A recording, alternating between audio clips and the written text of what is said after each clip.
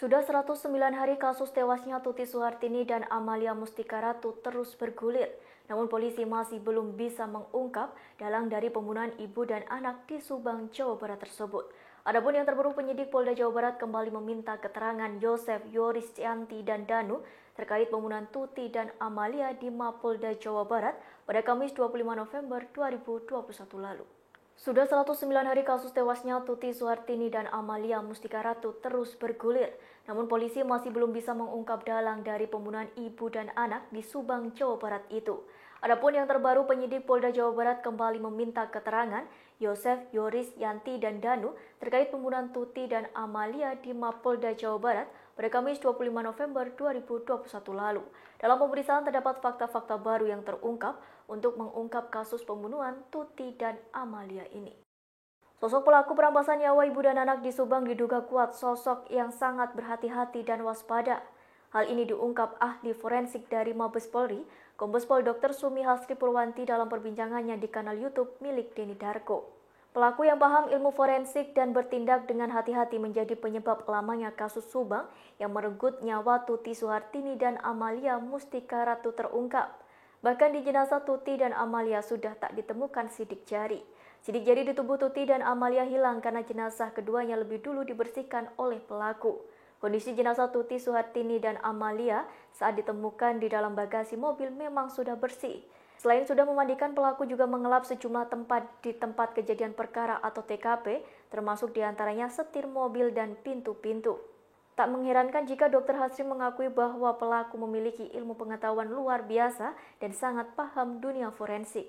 Fakta lain terungkap bahwa dua barang milik Yosef, suami sekaligus ayah dari korban, masih berada di tangan polisi. Barang itu berupa stick golf dan handphone. Selain itu, sepeda motornya juga masih tertahan di lokasi kejadian. Hal tersebut diungkapkan Yosef melalui kuasa hukum Yosef, Fajar Sidik. 109 hari berlalu, tempat kejadian perkara kasus Subang terlihat terbengkalai dan sangat tidak terurus. Pantauan Tribun Jabar.id di lapangan pada Rabu 1 Desember 2021 sore menjelang malam terlihat rumah yang menjadi saksi bisu dari kematian Tuti dan Amalia sangat kotor. Bahkan di saat waktu menjelang malam hari tak ada pencahayaan di rumah itu karena lampu padam.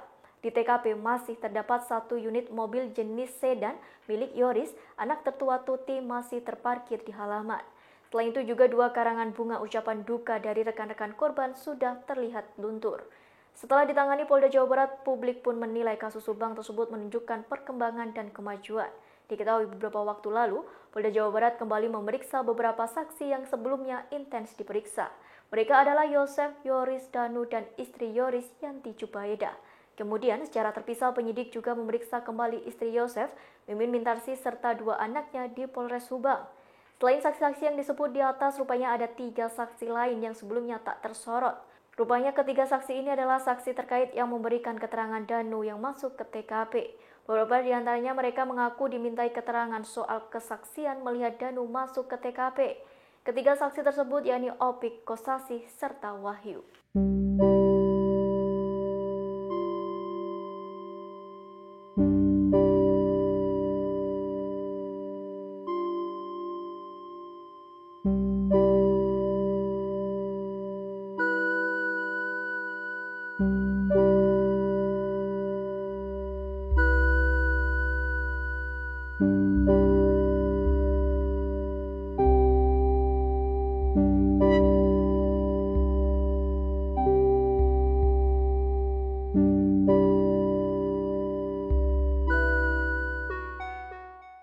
Demikian informasi kali ini, saksikan terus berita lainnya hanya di kanal YouTube Tribun News. Terima kasih sudah nonton, jangan lupa like, subscribe, dan share ya!